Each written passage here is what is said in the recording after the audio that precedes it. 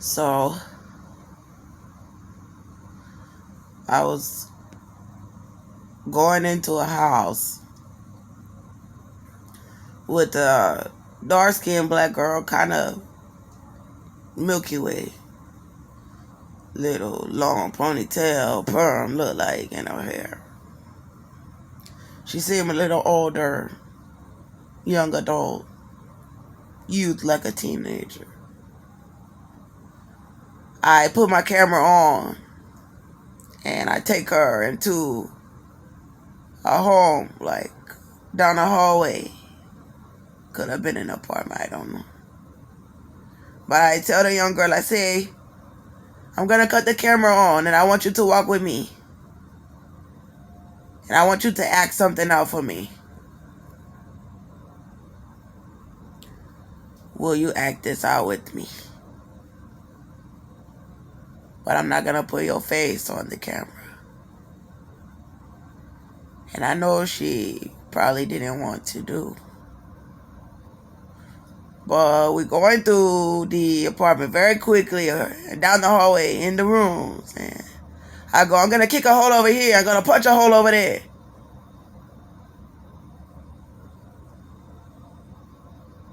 And I started to think about all that Austin did to me. Suddenly, I realized that I was kind of acting out with her what he was doing to me in my home.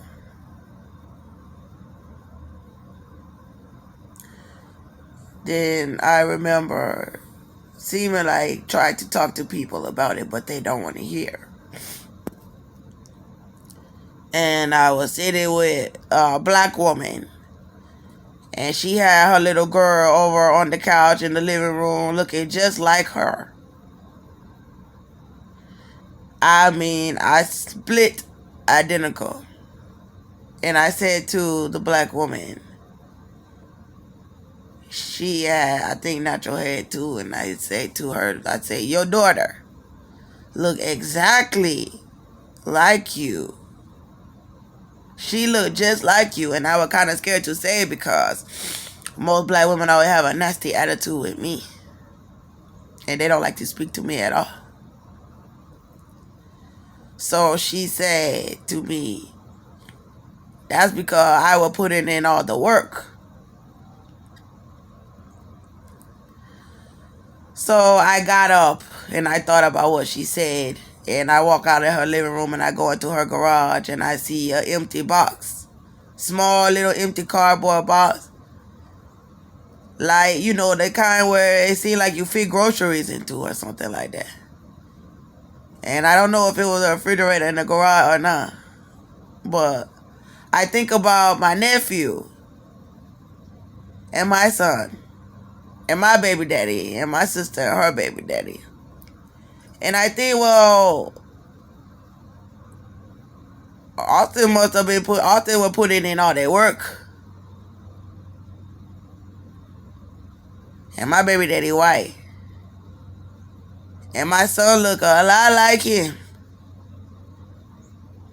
And then I think about my older sister and my nephew, her oldest son, and he bald head. And he light skin. But his dark daddy. And her little Milky Way skin. And I think I guess they both must have been putting in the work. But with my son, and he white daddy, and my son look a whole lot like he. And I kicked the box against the wall. I say his daddy was putting in a whole lot of work. Cause he sure looked just like he.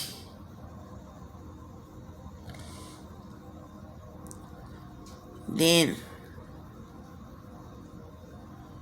I remember being in a living room in someone's home, like apartment home. And there was a girl that I remember from school named Jasmine Banks. And I don't want to say nothing bad about her, but let's just say she was the more popular girl around the school. And she was light skin, skinny. She come in and out of the house with other girls that look like her. And their skin complexion very close to mine. But something about her. They leave out of the house without me. And I stay in her mother's home. But her mother was not there. She suddenly go into her bedroom and then it's like she go out of the home and disappear. Jasmine and her friends, they come inside the home for a little while. And then they just run outside and you do not know where they go. Then they come back in the house with their heads all shaved on the side. On both sides. And then perm and blonde all at the top. And they coming all up in my face. And they so skinny. And their skin looking a little tanner. And there were others that looked just like her. And they was all shaving off the sides of their hair. And then Nicki Minaj come inside. And she was with them too.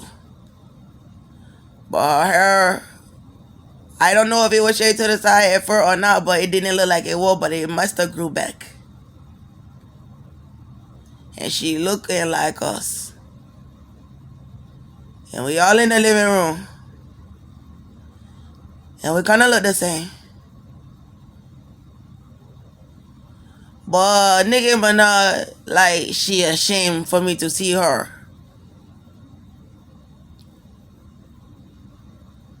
And she was short. We was all around the same height.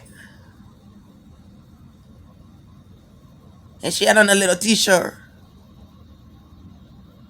And her skin was normal complexion. Like mine.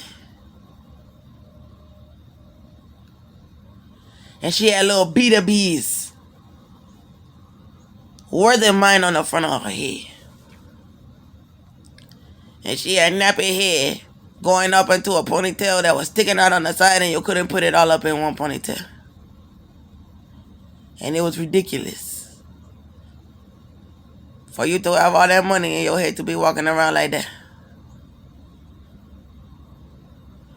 But it was almost as if she was ashamed for me to see her natural hair. That it wasn't all silky and straight and long like everyone tried to make it seem. Almost looked like it had a perm, but then it went back natural, so now she was all fucked up. And then they go away after I see her, like she put her head down. And then they go away.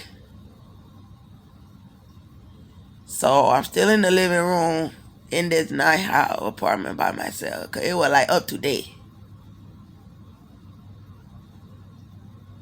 And it looked like now like a lot like my apartment. But I don't think it was my apartment.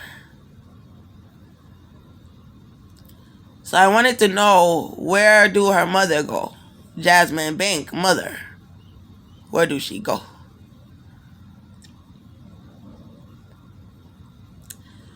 And so I want to look like Jasmine Bank, I want to look all skinny and stuff like that.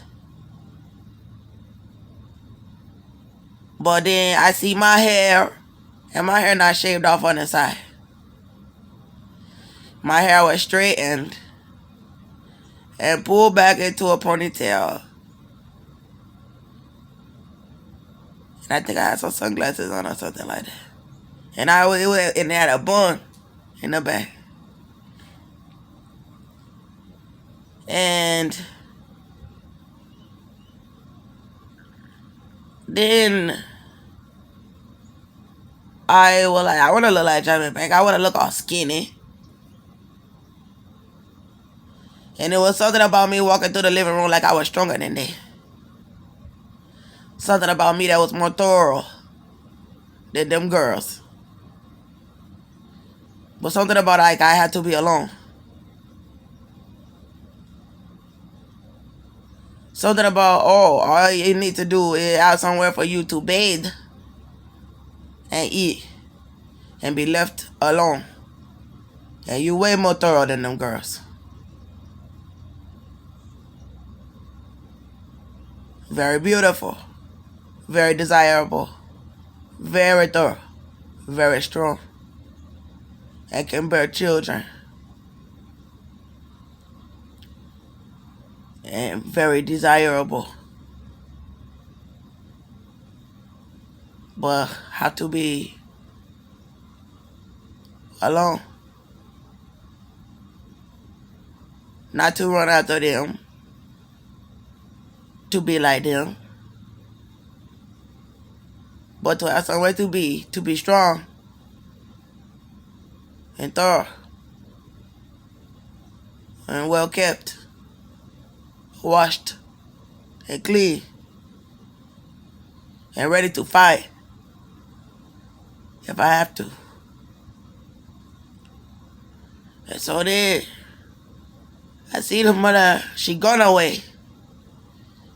And I see a shower in the middle of the damn living room. And it looked like a jacuzzi, but it not. It looked like a tub, but it not. It's just like you can go and then take the water and put it over your body real quick with everybody sitting there watching. So I didn't want to do that. I was like, I don't want to go and get in the shower in front of men and women and whoever come up inside of here. It's like I butt naked in front of everybody. Water get all over the floor. Because there was nowhere to get into the tub to sit down and just relax. There was no closure to the tub. It was like a tub where if you tried to run water, all that water go out on the floor.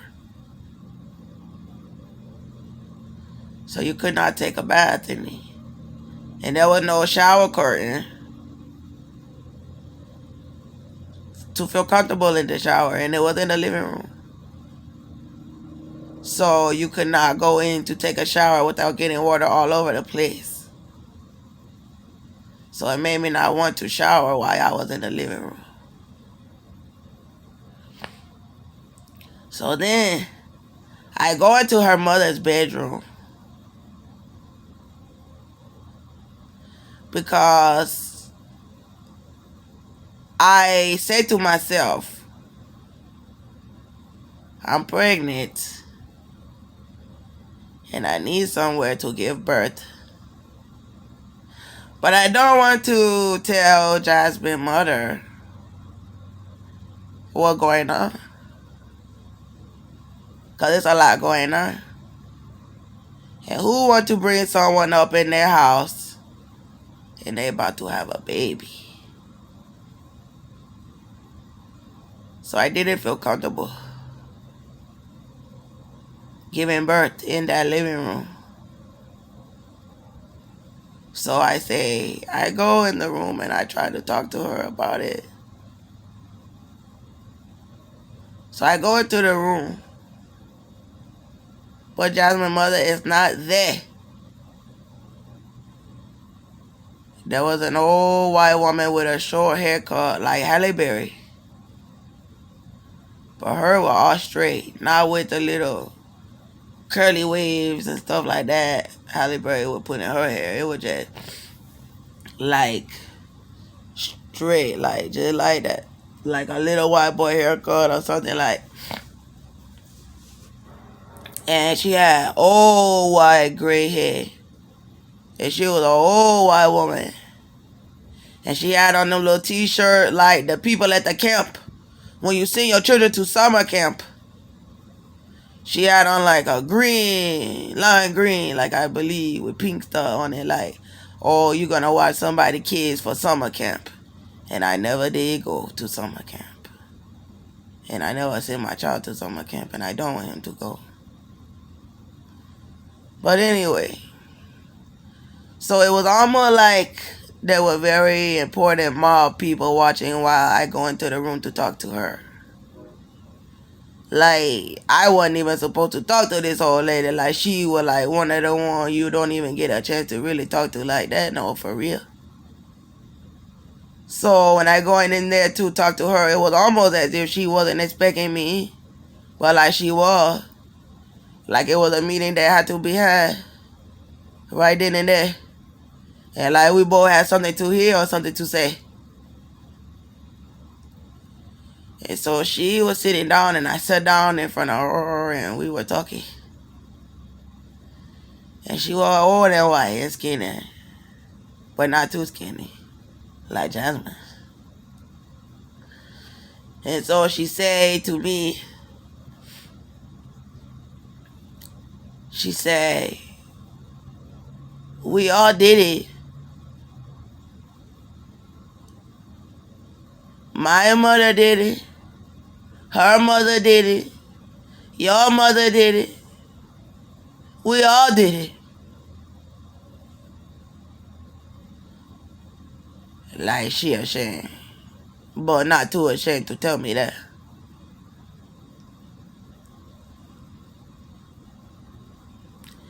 And I thinking in my mind, what do you all do? Like, and I say, I get you on camera saying it then. And I turn on the camera to film my face. While she admitting to her murderer. While she admitting to me. What do you mean you all did it? You all did what? You kill? Is that what you're telling me? That you killed a baby? And that your mama killed a baby? And that her mother killed a baby? And that my mama killed a baby? And that you all did it? Is that what you're telling me? That you all did it. And I say, I'm gonna catch you right now on my phone admitting to it. So then I come up out of the bedroom with her. Almost like I got a hit on me, no. But something like she got one on her. Or that they all do. I'm not afraid. When I came out the room, she was in her bedroom.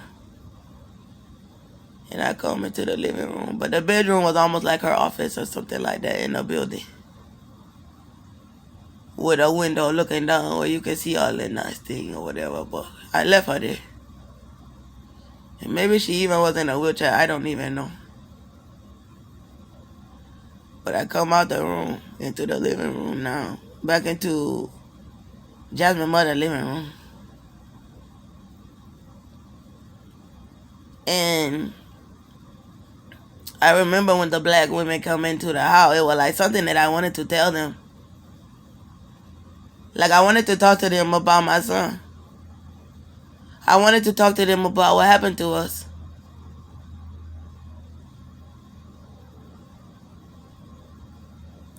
But I could not. The only thing they seem to care about was coming in and out of the house, running in and out of the house. You know, how nappy head they were, shaving out the side of their hair, blonding their hair, and leaving me there all alone. So I was really hungry, like I am now.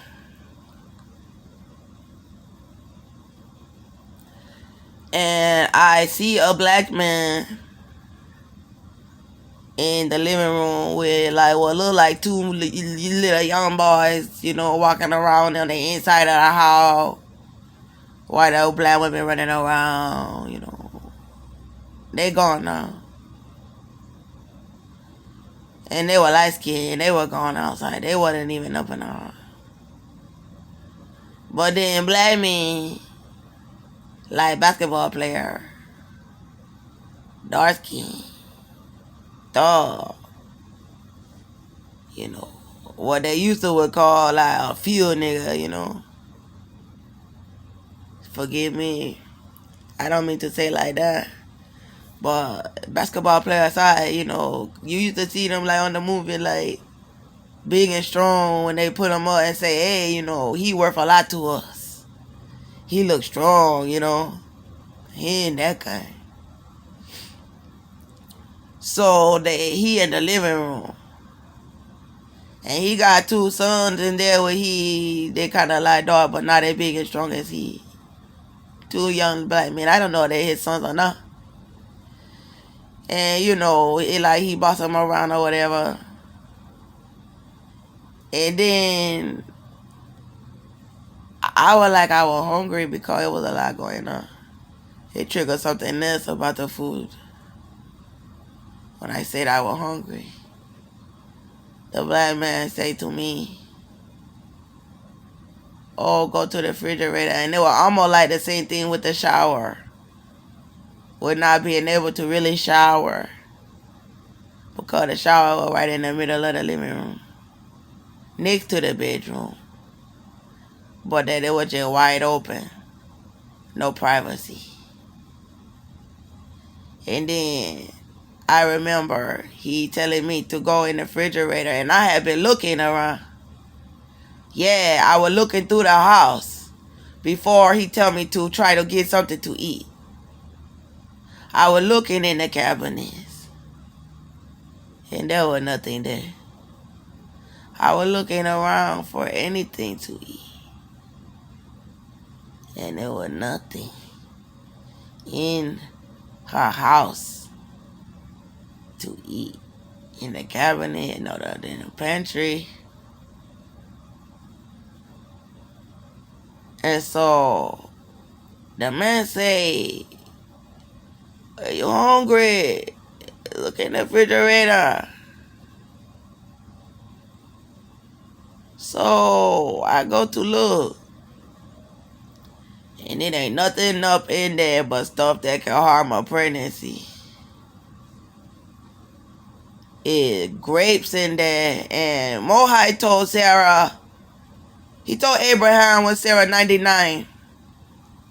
And he told Sarah, you're going to have a baby. And she laughing, ha ha, I'm 99 years old. In no way, my wound too dry up. And Abraham told her, oh, you did lie when the Mohai was saying you better check Sarah about that. You don't laugh at me when I say that I give you a child. And he tell to Sarah, and he told to Sarah, you do not eat no grapes. Because that harm a pregnancy. Not necessarily. But he didn't want her to because it could. And she was too old to take any chances. So he said, don't eat no grapes. Which, you know, grape turn into wine. And you don't drink no wine when you're pregnant. And they were trying to tell me to do that with Melbourne. Talk about it good for your heart. Some white woman, oh, drink one glass a week. But I did not do. Started to do, but I did not do. And then there were onions in there. So I didn't touch the grape. I go to try to pick one that were really big and like red because they had a whole bunch of green sour ones in there. And then I went to bite it. But it didn't even taste right. So then I think about what the Mohai say and I say, I'm not even going to eat them then. And then I go over to look at the onion that they had. It was onion all in there. Whole bunch of onion. And I remember looking at that. Too much onion can hurt a child. You can eat sometimes. But it was all that was in there. It was grape and onion. And I look at the man and I close the refrigerator door. I'm like, what the hell they trying to do up in here? Ain't no goddamn mother food but grape and onion. And sour grape and spoiled grape. Like witch's fruit. Then so I was like, I'm not gonna worry about the food. And there was something else. So I go to get my nails done. I in a nail shop all of a sudden. And there's a whole bunch of people in the nail shop. And the man or the lady sit me down to do my nails. And she telling me, she charging me after she do my nail. She telling me, cause everyone was in there while I was getting my nail done. And all I get is, I want to get the full set with a little French manicure, very short. It used to only cost $20. And sometimes it can go up to 30 or 35, But I got to pull out the money. And when she asked me to pay, she like, I want $60. $75, she said. That's what she said. $60, $75. I want $75. It like the price keep going up and up and up every time. Like up and up and up. To the point where she damn near asking for almost $100. $75 is closer to $100 than it is to $35.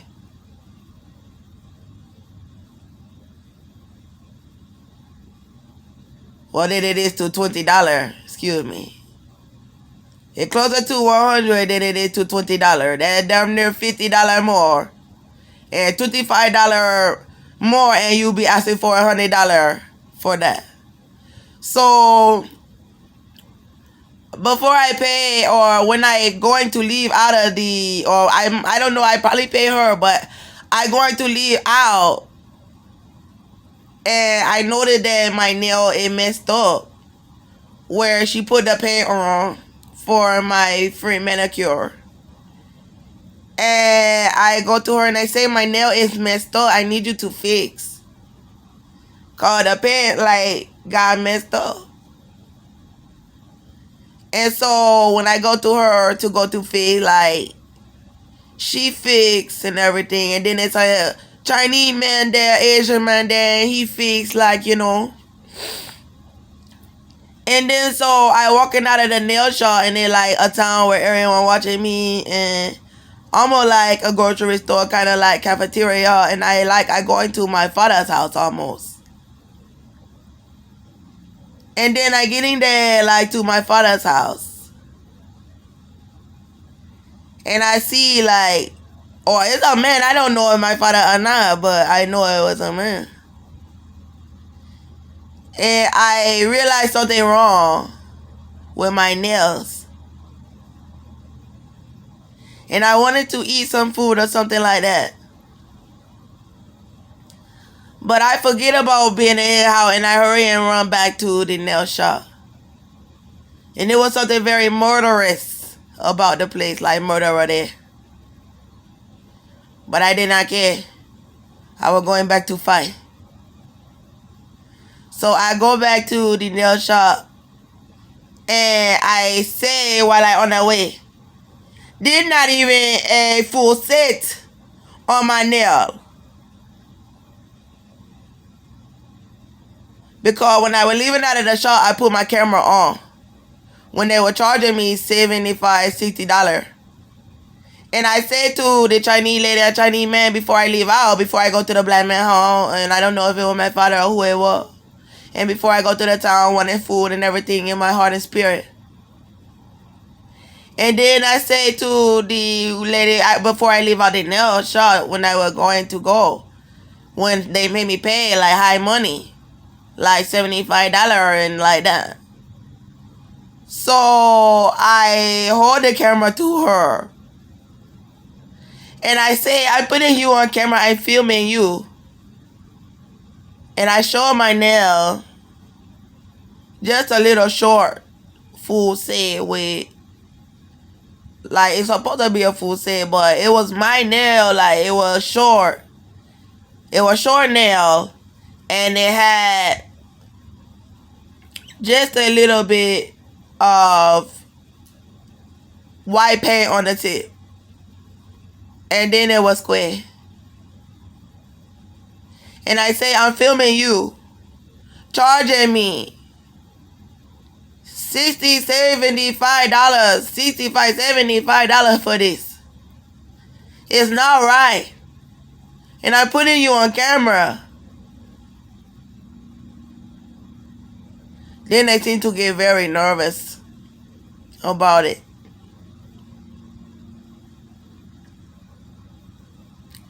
And I leave out. And I start to walk through the town, and I was hungry and stuff like that.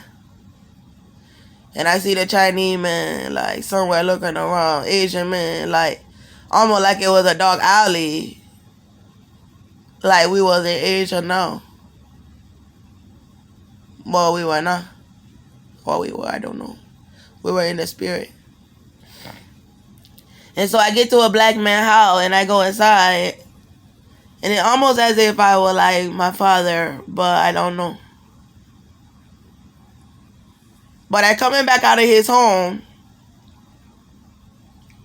and I said, I going back to the nail shop as I walking through the town, back through what look like a alley, like black alley, like with Asian around, like something what you see in like Money Talk, like Chinatown, but it was dark, like Death Town, Halloween Town, like Evil Town, like murderer, like mob, like warlock, like liar, like murderer. So it was only a short little distance because it was like just walking through a room, but that's how evil that damn room was. So I walk through the damn room, and I go into the nail little shop, and it's a little tiny nail shop, like almost like the size of a walk-in closet, but a little bigger. So I go back inside, and I say,